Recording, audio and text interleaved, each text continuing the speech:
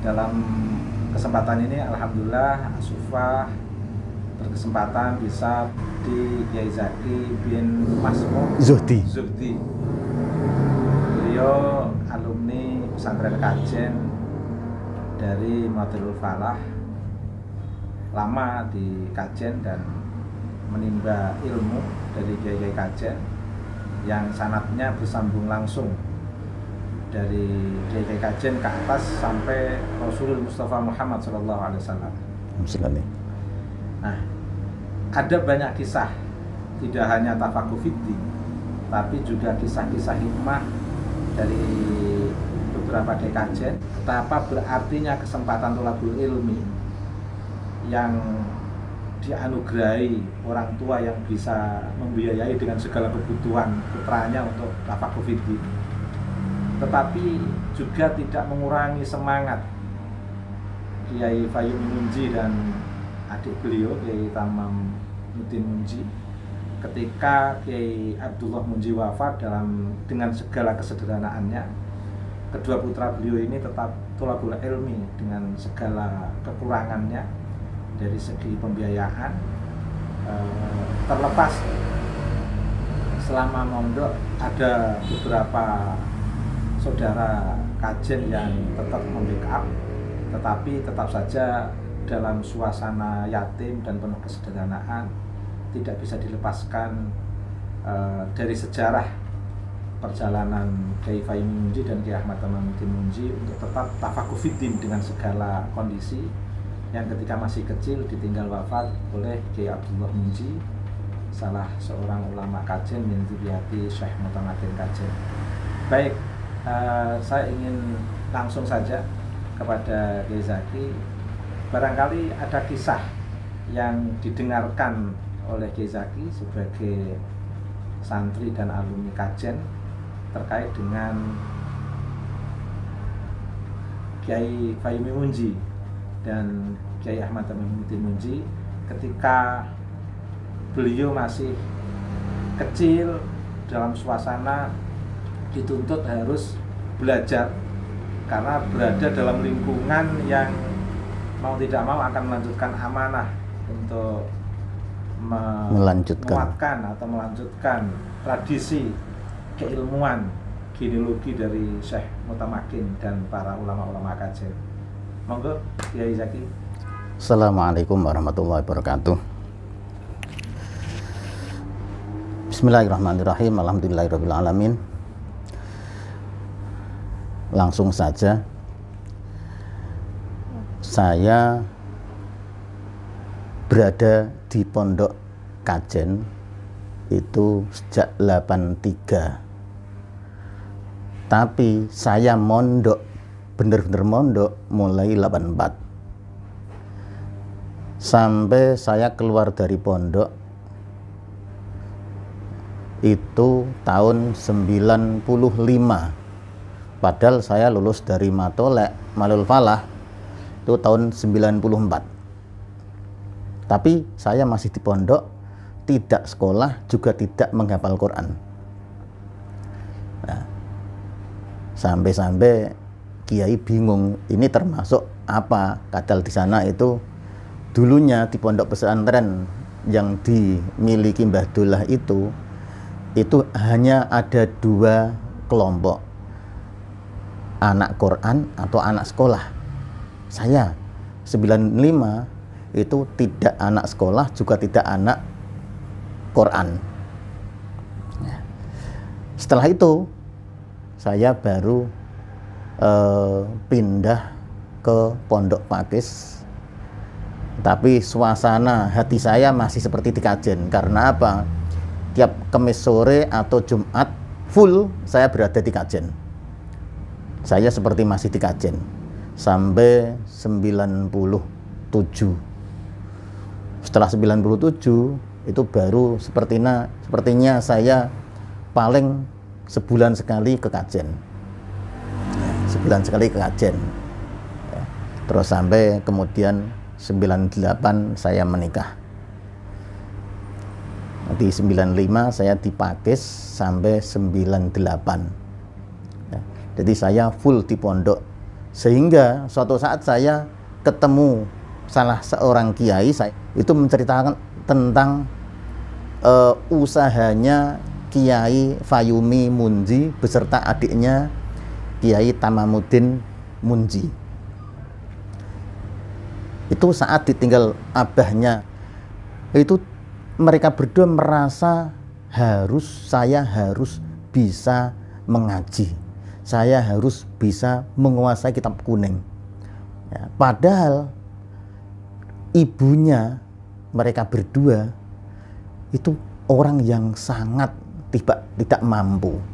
Saya menghormati keluarga mereka berdua, sangat hormat sekali. Makanya saya sangat dekat dengan Kiai Fayumi sekeluarga, saya juga sangat dekat dengan Kiai Tamamuddin Munji, sangat dekat semuanya. Putra-putranya saya juga dekat semuanya. Ya. Itu saya dapat cerita menarik sekali untuk tholabul ilmi. Ini beliau berdua ini disuruh ibunya membawa gorengan ke pondok-pondok pesantren. Ya. Saat di pondok pesantren, karena tidak punya kitab, beli kitab juga nggak mampu saat itu mereka berdua memperhatikan betul ketika ada anak pondok mau beli gorengan yang dia bawa, itu kok ngajinya sudah dimulai, langsung ditutup, nggak mau menerima atau melayani anak-anak pondok yang mau beli. Setiap mulai ngaji langsung tutup, letakkan, nggak melayani anak-anak yang mau beli. Siapapun nggak mau melayani ketika ngaji sudah dimulai. Karena apa? Saat Kiai mulai mengaji, beliau berdua betul-betul serius memperhatikan ngajinya Kiai yang baru mulai mengaji itu. Semuanya diperhatikan, serius sekali. Begitu selesai, biasanya itu terus pinjam kitabnya santri-santri yang ditemui. Karena semua santri sudah hafal tentang anak ini berdua, ini anak Kiai yang bapaknya sudah meninggal, ini ngajinya seperti itu.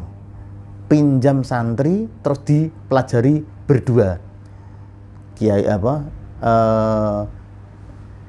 Fayumi Munji kecil dan Tamamuddin Munji kecil, masih seumur SD.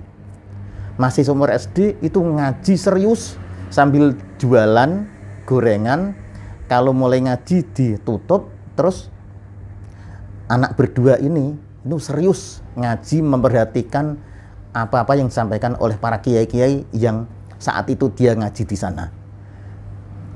Setelah selesai, seperti biasa, pinjam kitab-kitab santri, diperhatikan semuanya, kalimat-kalimatnya.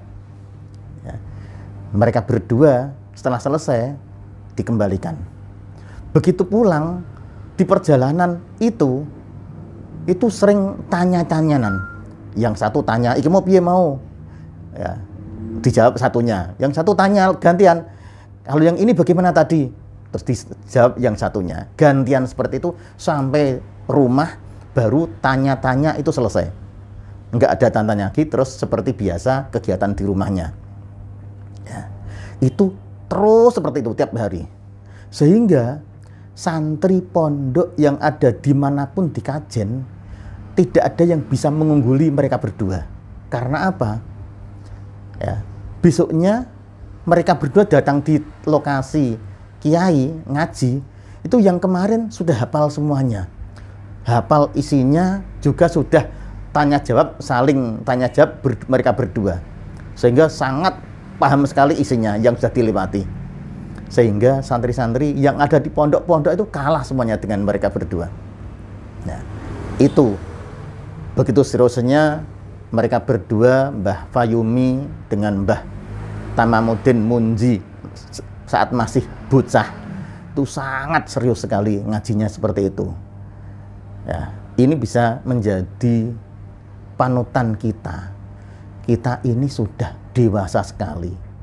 Ya, sementara Mbah Tamamuddin sama Mbah Fayumi saat masih kecil itu begitu hebatnya mengaji sehingga hafal isinya, bisa tanya jawab langsung dengan saudaranya sampai hafal betul isinya.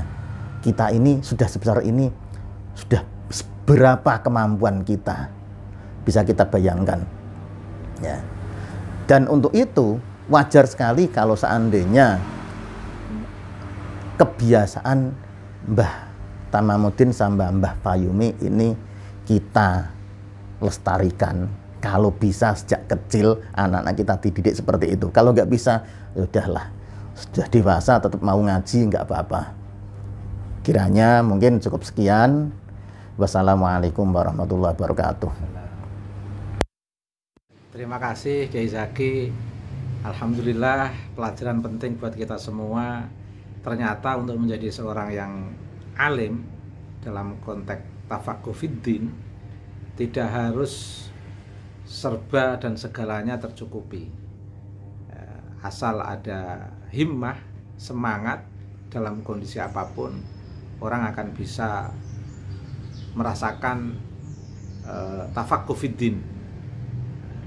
Kesempatan untuk kita semua dalam kondisi apapun. Banyak jalan menuju Mekah. Kalau orang lain mengatakan banyak jalan menuju Roma, ini banyak jalan menuju Mekah. Artinya belajar dalam kondisi apapun sangat memungkinkan untuk bisa menjadi orang yang alim, alamah, soleh, dan betul-betul proses tafaqquh fiddin akan bisa dilalui dengan catatan tetap semangat, tetap bersyukur kepada Allah, tetap punya harapan besar, mimpi besar untuk mengikuti jejak-jejak para leluhur, jejak-jejak para anbiya mursalin, wabil khusus jejak Nabi kita Muhammad SAW dan jejak para warasatul anbiya.